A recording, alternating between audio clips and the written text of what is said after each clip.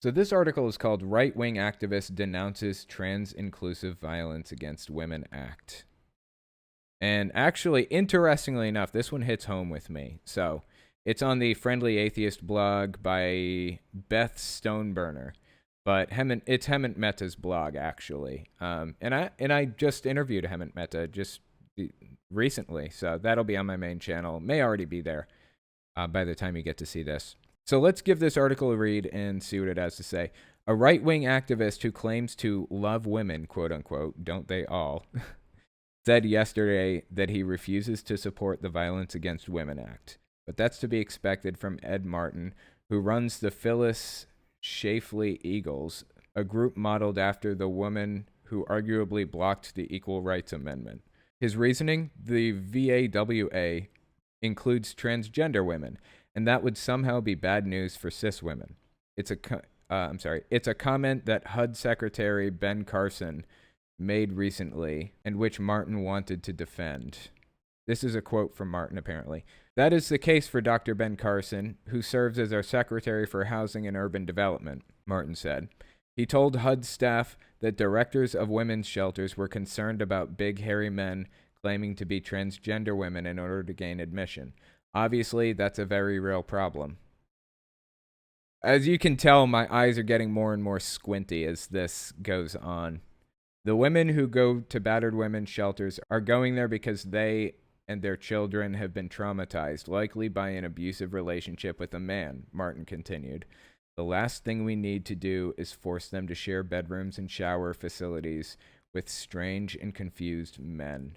That old trope again, the trans women are just male predators in disguise trope, is about as realistic as someone putting a razor in an apple for Halloween. That's so true.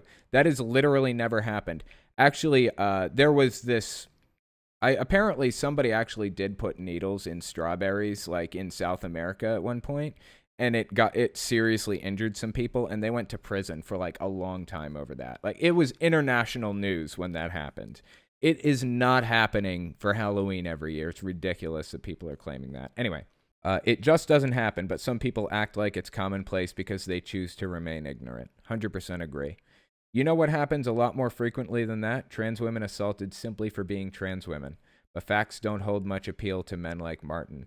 Lies have more shock value and make for better headlines. Plus, his base eats it up without any attempt at critical thought. Well said.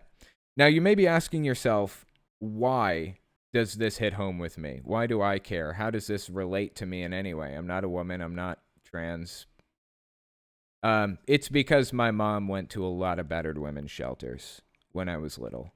Actually, I don't think I ever went to one with her. Maybe once. But my brothers and sister did a lot, multiple times. And my mom actually knew men at that shelter. She apparently was friends with some of the men that were battered. They don't have a battered men's shelter. Now, the reason for that may be because men are not battered as much. I'm sure that's true. They're not abused as much as women are. Also, it's underreported with men because it makes them feel weak and emasculated and things like that. I'm 100% sure that it happens more often than is reported. I'm sure there is underreporting for men being abused. 100% sure of that. But women are abused more than men are.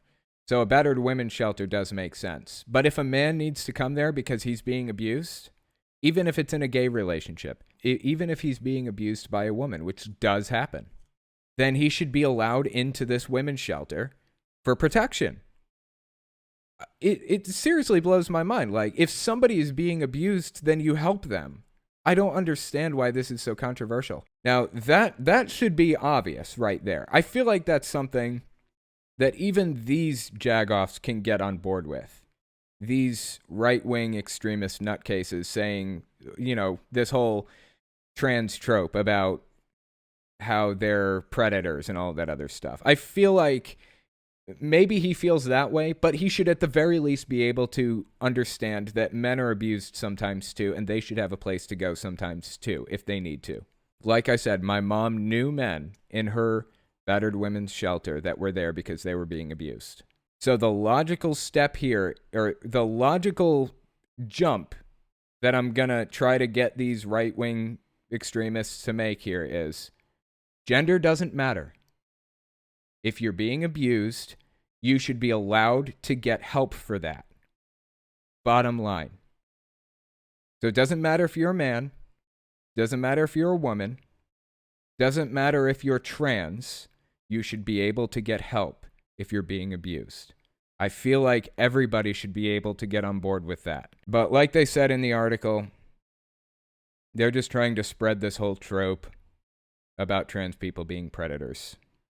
And I think that they're going to ride that into the ground.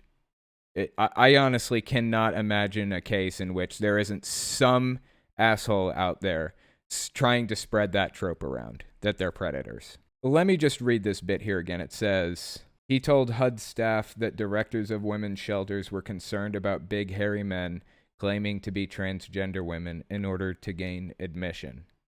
Obviously, that's a very real problem. I'm unclear about why that's an obvious problem.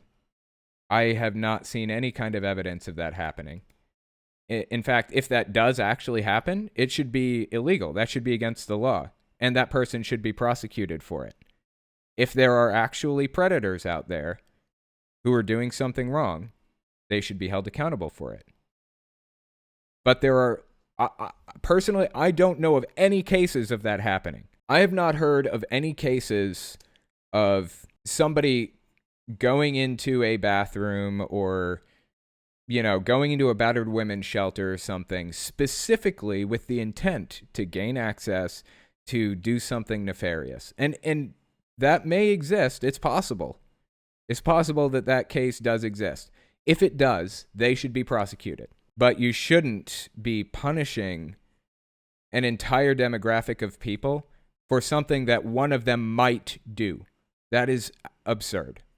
If you like what I do and you want to make sure I can continue to do it, you can support me in a few ways. First, you can support me on Patreon. That's probably the best way. But if you want to get something back for your support, you can check out my Teespring. I'm trying to make a shirt design for every cult I've covered. I haven't gotten every one, but I'm working on it. So check it out and see if your cult is up there. Second, you can support me by checking out my game shop. I sell controller, cartridge, and game box stands for every system from the original Nintendo and Sega Game Gear to the Xbox One and Nintendo Switch. So give that a look too. And finally, if you want to support me in some way other than monetarily, you can check out my other YouTube channels. I have a retro game channel where I answer questions like, why does Shy Guy have a mask? And why are CRT TVs the best way to play retro games? I also have the podcast where I talk about stuff I don't feel I can say on a monetized channel. And finally, I have my main channel where I talk about cults. I wish I didn't have to worry about dancing around subjects carefully in the first place, but I chose to do this as a full-time job, so unfortunately I rely on YouTube's AdSense and on the support of patrons to continue doing the work I do. Anyways, check me out in all those places if you haven't already. Thanks for listening, guys.